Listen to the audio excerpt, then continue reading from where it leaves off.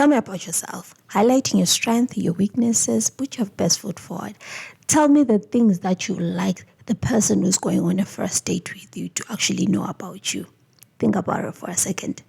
Did you think about taking ChatGPT for a little while and that ChatGPT will actually make this better, will actually make me sound better and make me into this great version of myself? Put that phone down, close that tab. Listen, this might be of help to you.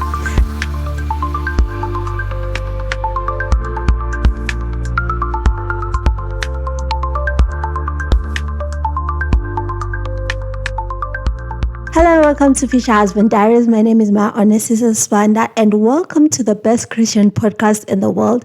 And if you're new to this, like, subscribe, share with the girl that you think would definitely benefit this. For the girl who's been healing with us, who's been praying with us, who's been journaling, welcome, and I hope that you've been growing from the person that you were before to the person that you be the best version of yourself that you are today. And I hope that you continue growing. Today we're going to be talking about AI, how it has taken over and how it has really affected dating. Because most of the times we hear of AI there, but there is a lot of AI that is coming into the dating. And now we want to analyze, we want to see how it has really affected the Christian dating setup. I was watching this, I was reading this article, and a lot of people went up in arms. Others were saying yes, others were saying no, and there were so many things that people were saying. This article was about this girl who discovered that the vows that the now husband wrote when he was the groom were actually from ChatGPT. He actually put everything on ChatGPT, and ChatGPT actually wrote the vows. I know in your mind you'll be thinking, that is a violation of privacy, because she was communicating with this person, she was connecting with this person, and this was the best day of their lives. This is when they were joining together to become one. And this guy violated it because he added a third entity into the marriage. He added ChatGPT, which is not even a person. This is not even human. And now we are now wondering, was he being truthful? Was he being genuine throughout the dating process? Was it being genuine in that he wants to spend the rest of their life with them? Or maybe you are saying, I want to spend the rest of my life with you, and ChatGPT is going to be three of us in the relationship instead of God being part of the relationship. That is what your mind is going through, because that is exactly what I'm thinking right now.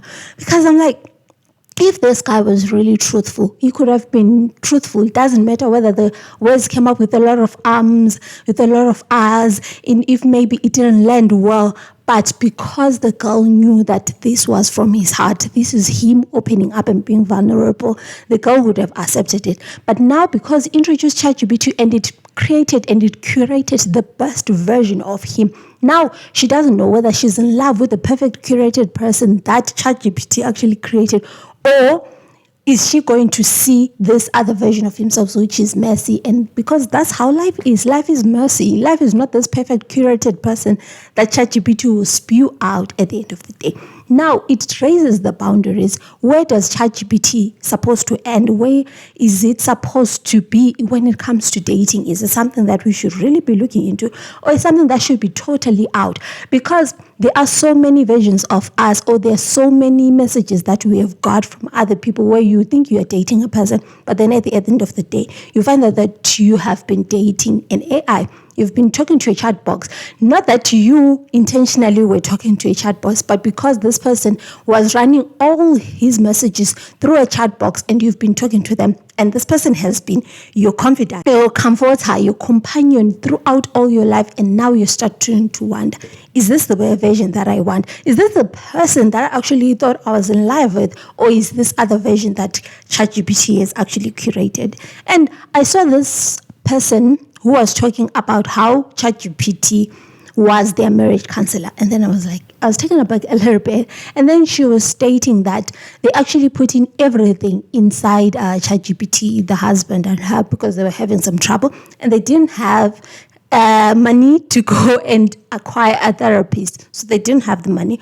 And they thought, what is the cheapest version? What is the cheapest way for us to get therapy without actually paying the money? And they went to ChatGPT, and ChatGPT spewed out everything, what they should do. And she noticed that at some point, ChatGPT wasn't really able to hold conversations with two people. That is the problem that she had, not the whole process.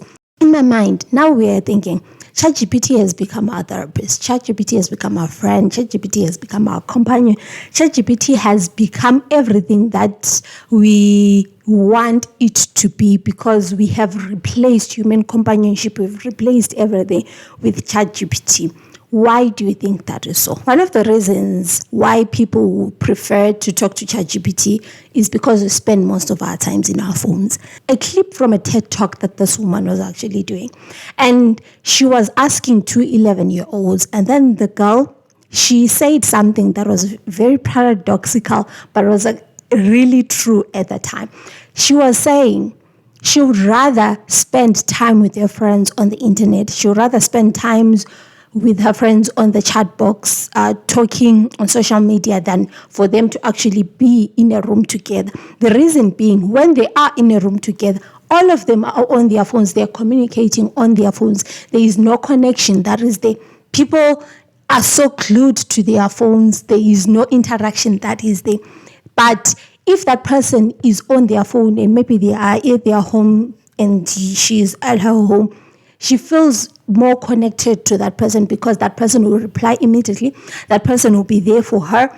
Instead of them being next to her, when she's talking to them, they'll reply with them, and what. And it made me think, that is what is happening. We feel so disconnected all the time because people are so connected to their phones. People are always on their phones. Because of that, our mind has no capacity to actually differentiate, to say, this is what is coming from a chat box, or this is what is coming from our friends on our phones. Our mind knows that this is from a chat box. It's not a real person. This is for a text is from a person. Our mind knows that. But in the emotional side, in the psychological side, when it's receiving compliments, when it's receiving all the information, when it's receiving all of this data, it has no way to say, these are the emotions that we get from ChatGPT. These are the emotions that we get from group. It cannot be able to differentiate. To talk to ChatGPT, which has made the translation so easy for us. And ChatGPT has been there for a lot of people. ChatGPT is always there. When you text it, immediately it gives you an answer. ChatGPT agrees with you. Type something in the chat box right now. Go to ChatGPT, open up a tab, and type something ridiculous. I don't know. Just type something ridiculous. And do you know what ChatGPT will say? That is an excellent question. I think you are right. And then it continues to share with other ways on how you can develop that answer that you have asked it. Like, okay, I would like to do this.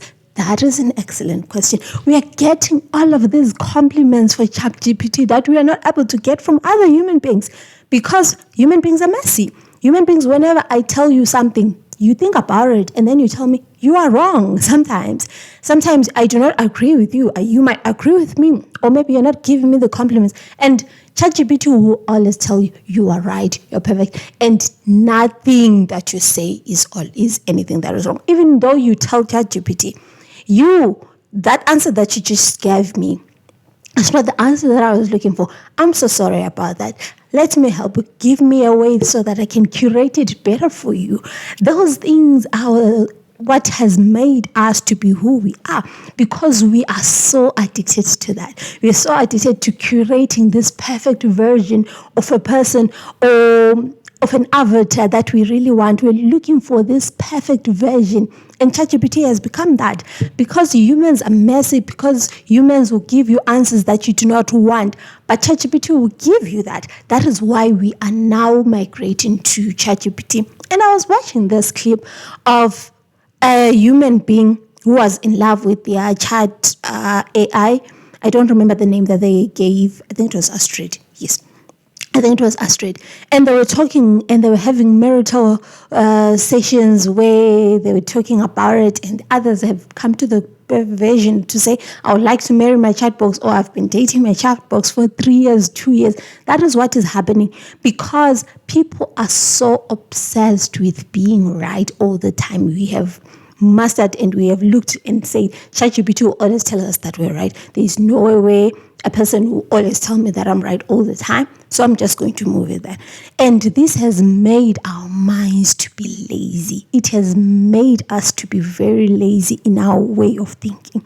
We are now so lazy.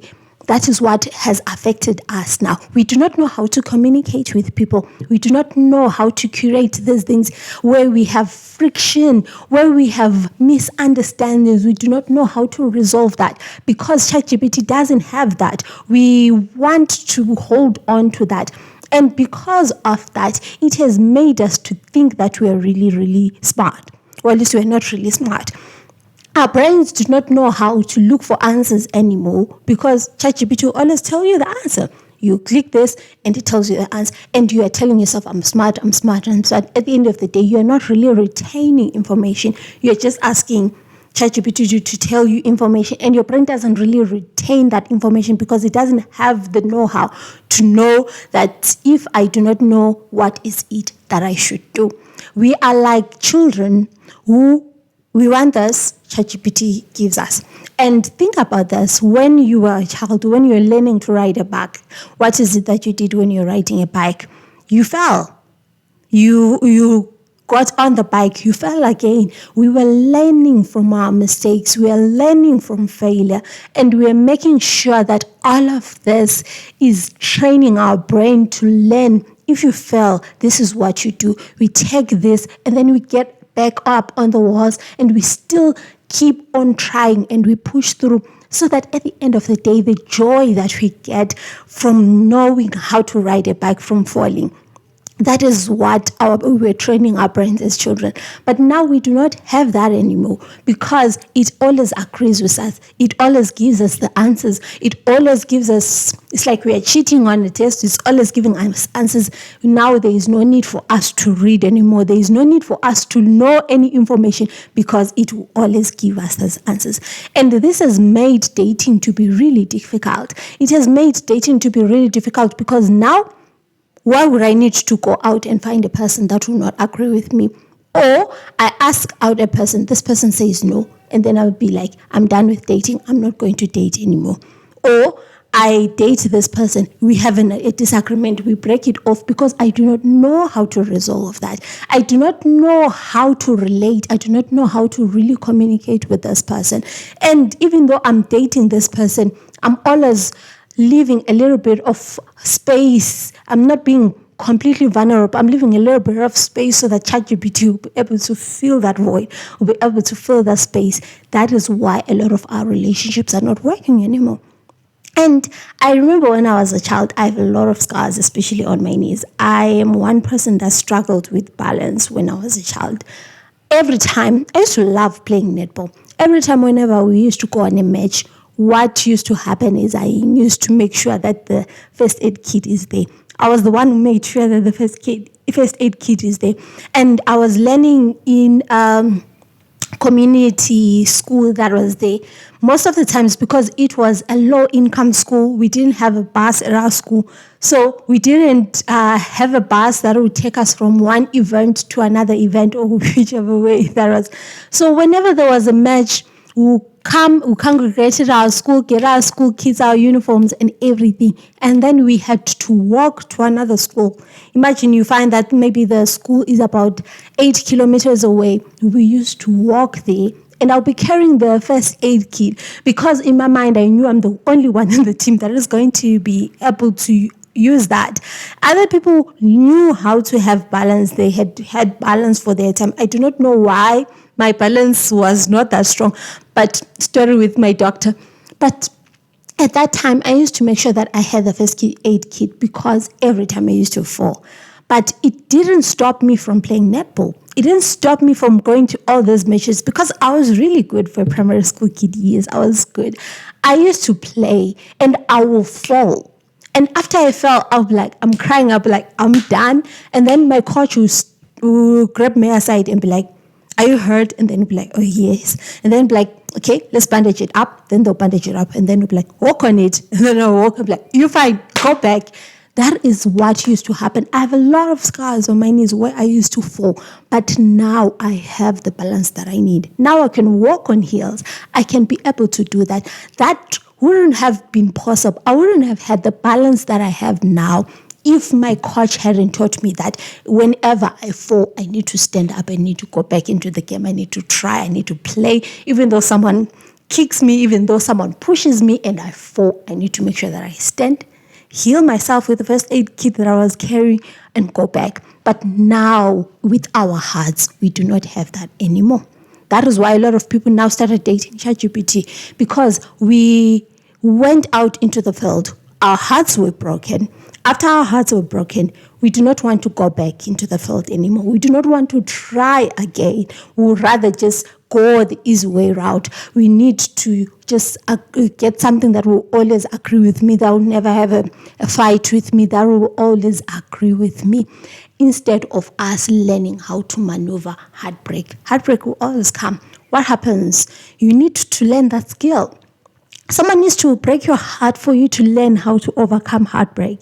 Someone needs to have a fight with someone so that they know how to deal with other fights later. If you do not have that, you will not have the skill.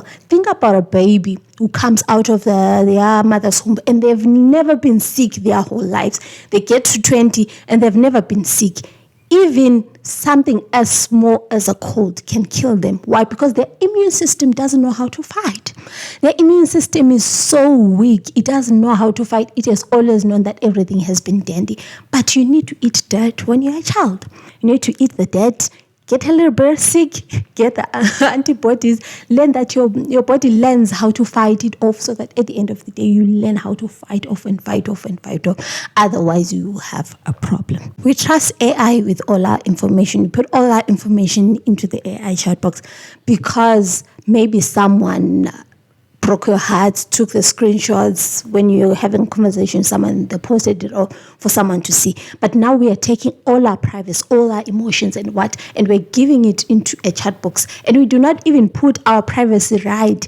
And that chat box is allowed to share with other human beings out there so as to use it, because we didn't even put our privacy right. And we say that we are afraid that human beings will do this. Yes, human beings will do that, but we need to navigate how to make good friendships. We need to navigate how to analyze, see the red flags before they come and be able to know that if a person behaves like this is what is going to happen. If a person behaves like this in a relationship, this is what it means, so that we can be able to identify those red flags. And if we rely so much on our AI companions, you rely so much on our AI, it will be a problem. AI is supposed to be used not as a companion, not as a friend, not as a therapist. Use it as a way to make your life easier. Use it as a way to build systems that will make your life easier, not as a way for it to make decisions for you. You can make decisions for yourself. You are a person with a sixth sense. There are some things that a machine will never be able to understand. There are some things, intuition, that you have, and you're not developing that intuition because you're now relying so much on the AI, and the AI is giving you all the answers. Now you're starting to doubt your intuition. Maybe you think I'm wrong, and you do not develop that skill. We need to make sure that we develop that skill. And we are relying so much, and if we are not careful, it's taking the part of prayer, the things that we should really be praying for, the things that we should be putting God for. That is what we are now giving to ChatGPT. Like, is this person right for me? He does this and this and that. I'm just going to ask my AI or my chatbot, and it's going to give me the answers. It's going to tell me the answers. These are the things I should really be relying on God. These are the things I should be putting to God in prayer. Like, God, this is what this person does. This is what happens. And the Holy Spirit to work in you to give you the strength to keep on fighting. I know now you might be thinking that is ridiculous. Yes, because now it is still in its infancy state. You haven't had it full-blown maybe in your life, but there are some people who have had it in their lives, and they have built it in such a way that their lives are now so dependent on in them instead of them being dependent on God. if we are not careful, that is what is going to happen, because it's now starting to replace our friends, our dating partners, our family, replacing God, things that we should be asking God, things that we should be asking the Holy Spirit to lead us. That is what ChatGPT is doing for us now.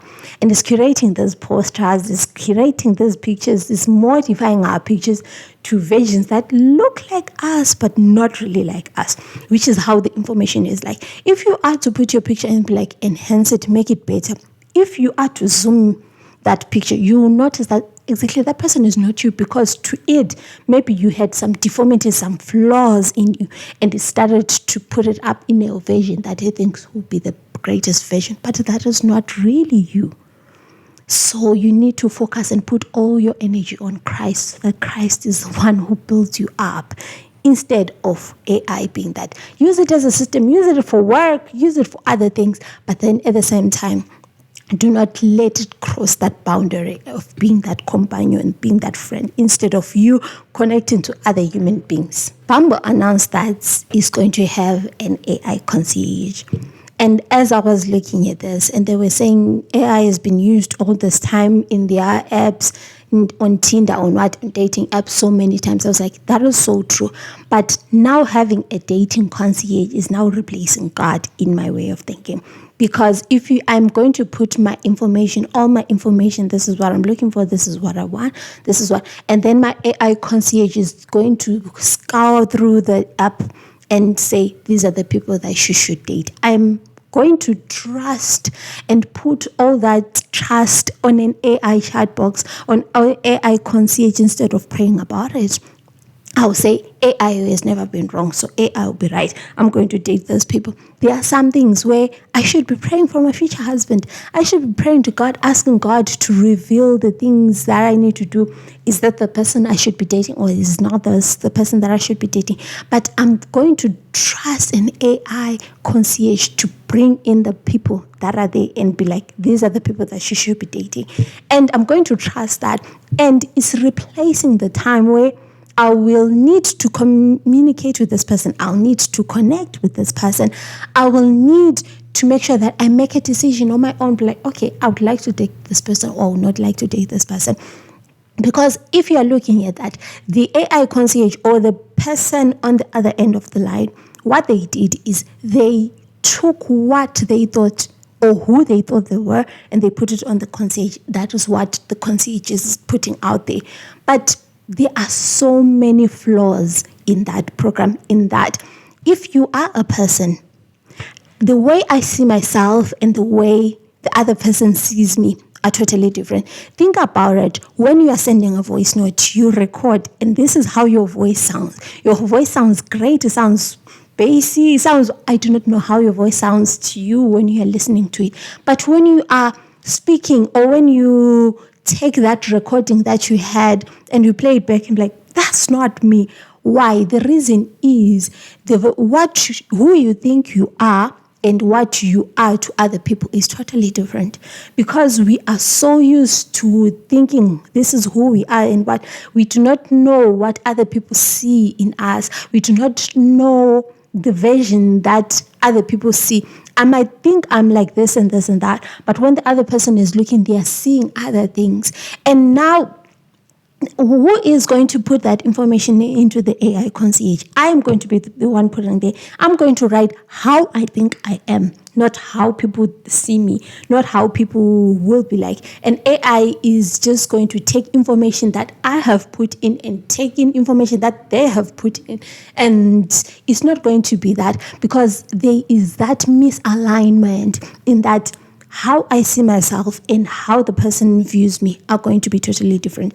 This will make us to be so lazy to look for other people ourselves, to be able to see, instead of whom they think they are, but what I see. I look at it, I see the things that I would like to date in that person. And if you are to look at it, you have your own, maybe I do not know, maybe you have your own list of things of like, I would like to date someone like this and that and that. But most of the time, the person that you end up dating is not exactly the person that you had in mind, because who you connect with, the other person sometimes we are really flawed in that way. We need to trust our intuition now when we are meeting the person, when we are having this conversation with this person. It's going to be totally different, but that is where the flaw is. So that is how I think AI has affected our dating. It spews out what we think, and we curate it into whoever we think we are, and we have modeled, and it has molded it into a perfect version where if you are to put your picture out there, your things, it will mold it up. It will not bring out your weaknesses. It will not bring out your freckles. It will not bring out your dark eyes. It will make you look this perfect version, that you put on makeup and you're going to look good and look great.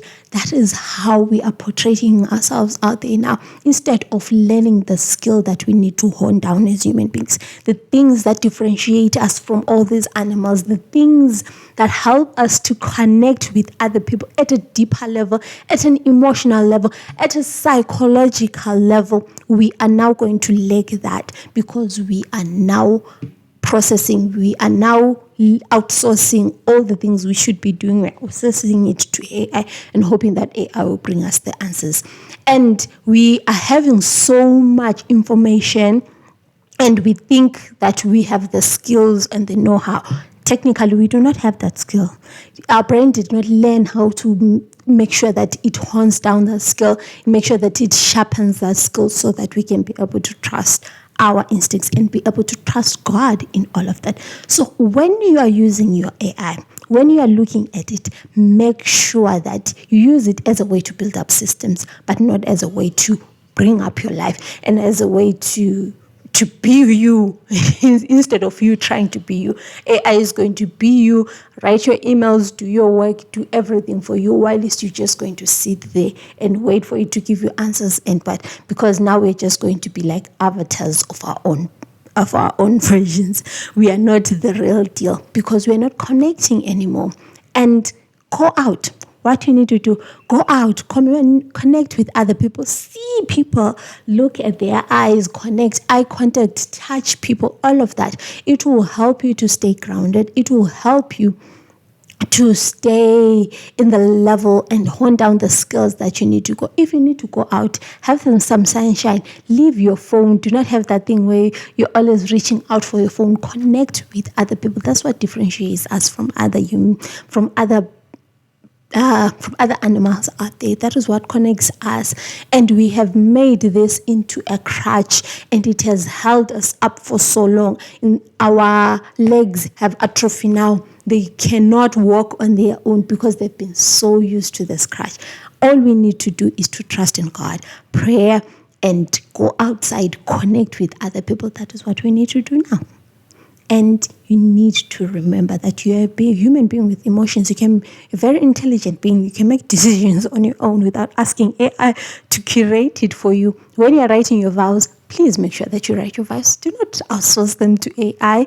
Do not give AI that power to help you connect with other people. Connect with other people yourself. If you like this video, please continue on my channel and watch the one about infidelity and the one about dysentery. That will help you to build all the skills that we're talking about today and not trust everything on AI. Make sure you connect to other people. Make sure you hunt down and have that sixth sense and trust your instincts when it comes to dating. The person that you're going to meet, do not look at AI as a way to curate your life. Make sure that you curate the life that you want in your life. Work on those skills. Build the resilience that you need so that you become stronger and you become the best version of yourself. And as usual, keep on healing, praying, and journaling.